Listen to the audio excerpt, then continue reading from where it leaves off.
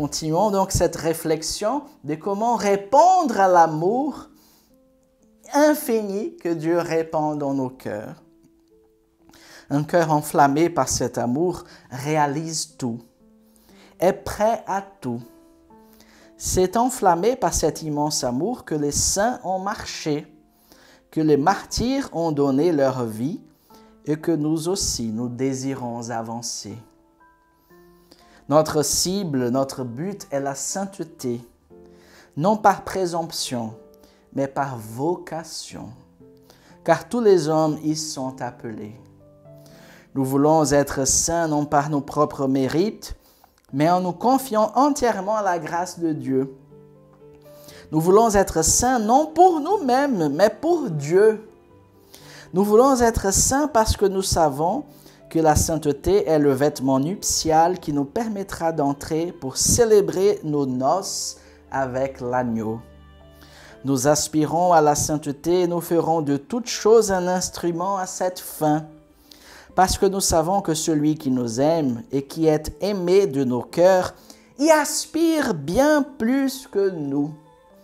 L'amour sponsal est le moyen et la fin pour parvenir à la sainteté. Donc ici, notre fondateur, Moïse Azevedo, fait un lien très fort entre la sainteté, l'appel à la sainteté et le cœur de notre vocation qui est l'amour sponsal envers Jésus-Christ. C'est-à-dire, à partir de tout ce que nous avons déjà médité, nous nous rendons compte qu'il n'y a pas de véritable sainteté sans relation personnelle avec Jésus. Il n'y a pas de véritable sainteté en voulant tout simplement accomplir les commandements comme si c'était une simple législation pour faire le bien, pour être un bon chrétien et ensuite vivre sa vie comme si Dieu était à peu près loin sur les nuages. Je sais qu'il existe, je le respecte, je le crains même et j'essaie d'être bon pour tout le monde, mais sans avoir un rapport intime, intérieur, nuptial avec Jésus. Nous sommes appelés à une véritable intimité avec Dieu. C'est dans cette intimité que nous entrons dans le cœur sacré de Jésus, qui est un cœur enflammé d'amour, qui brûle d'amour incessamment.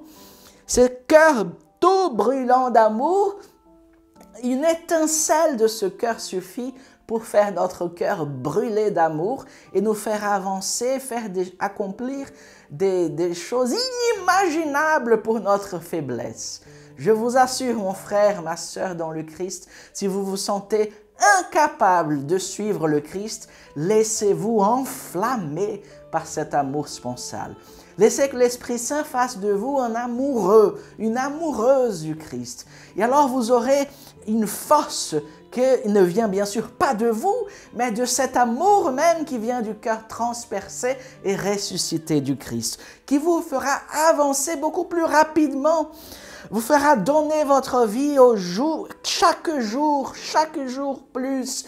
Vous vous consumerez par l'amour pour Jésus. Vous allez donner, vous allez avancer, vous allez devenir saint selon Dieu et non selon le regard des autres, parce qu'il y a beaucoup d'apparence, malheureusement, dans les milieux religieux, dans toutes les religions. On regarde et on voit, oh là là, celui-ci, c'est un homme droit. Et on ne sait pas ce qu'il fait, ce qu'il y a dans son cœur. Et Jésus, il nous dit, il nous prévient, je connais ce qu'il y a dans le cœur de l'homme. Je sais que le cœur de l'homme est malade.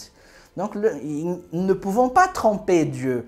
Il nous faut reconnaître que nous sommes tous pauvres et pécheurs, capables du meilleur comme du pire, et nous laisser enflammer d'amour sponsal pour atteindre la sainteté pour laquelle Dieu a rêvé pour vous et pour moi. Et cette sainteté se réalisera dans nos vies, dans la vocation Shalom, par cette union sponsale. Nous allons habiter la chambre nuptiale de l'époux.